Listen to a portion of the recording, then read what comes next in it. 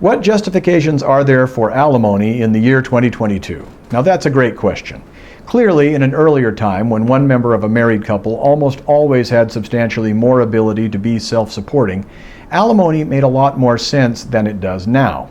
Back when men owned and controlled most, if not all, of the marital property, and not only had far greater opportunities for gainful employment than did women, especially married women, but were expected to support their wives financially, and given that housewives were often at a disadvantage in the workforce subsequent to divorce as a result of being out of the workforce due to bearing and caring for a married couple's children, alimony made good moral, fiscal, and common sense.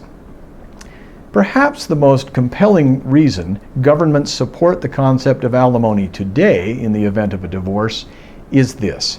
Ordering one spouse to pay alimony to the other prevents the alimony recipient, or the other spouse in other words, from becoming a public charge, otherwise stated from becoming dependent upon government financial assistance, and thus saving the taxpayer and the government money. Clearly, an innocent spouse who has been wronged by his or her spouse in a manner that temporarily or even permanently impedes the innocent spouse's ability to be self-reliant and or to enjoy the lifestyle to which the innocent spouse became accustomed during the marriage, may have, and usually does have, a sound argument for receiving alimony. But one of the biggest problems with alimony today, however, one of the things that makes it so hard to justify in the modern age, is when a spouse chooses to leave a marriage and expects to receive alimony when the other spouse is innocent of any wrongdoing or fault in the marriage. By way of analogy, and bear in mind that this is an analogy, not a perfect equivalence, nobody would sympathize with an employee who quits his job yet still expects the employer to keep paying him a salary thereafter. That's not how that relationship works.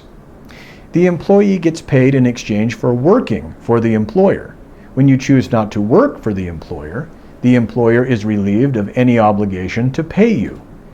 Why then is it fair for a wife to leave and divorce her husband, for example, when the husband has done nothing wrong, yet still expect the husband to provide for the wife financially to any degree? It's not. Plainly not. Marriage is not purely contractual, but there is a contractual element to marriage, clearly. Inherent in that contractual element is a mutual obligation of support between spouses. They take care of each other. A spouse who honors his marital and spousal obligations should not be compelled by force of law to continue to honor those obligations if and when his spouse chooses not to reciprocate. Otherwise stated, you are free to end the marriage at any time in the modern age, if you so choose. But ending the marriage means that everything inherent in the marriage ends as well, both your obligations and your entitlements.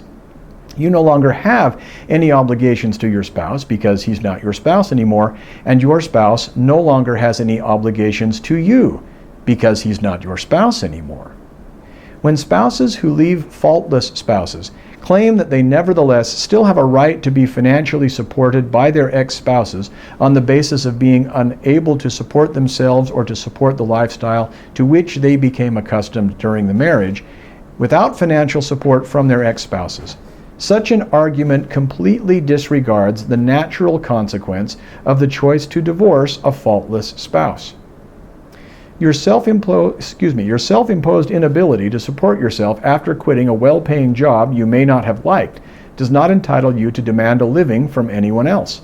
Your inability to fly or levitate does not entitle you to live when you choose to jump off a 300-foot cliff.